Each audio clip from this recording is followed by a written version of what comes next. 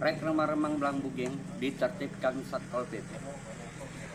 Rek Remang Blangbuging, Gampung Menasah Tengah, Kecamatan Nursalam, Kabupaten Aceh Timur, ditertibkan Satpol PP. Pasalnya pemilik kafe tidak mampu menegaskan tamunya untuk tidak berbuat mesum di pondok kafe yang terkesan tertutup di balik keremangan lampu. Dan sudah berulang kali tertangkap muda-mudi mesum. Walaupun pihak kampung telah diatur lewat kanun dan surat himbauan dari muspika setempat.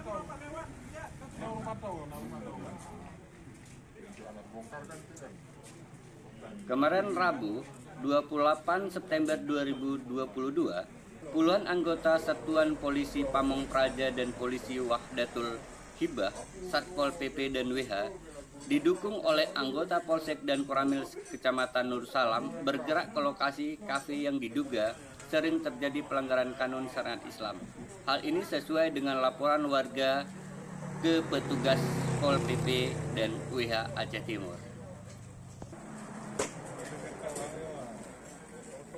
Puluhan personil PP dan WH juga di-backup oleh anggota Polsek dan anggota Koramil wilayah Nursalam menyisir dan membongkar beberapa usaha kafe nakal yang meresahkan warga sekitar, di mana kafe tersebut sering terjadi pelanggaran kanun syariat Islam.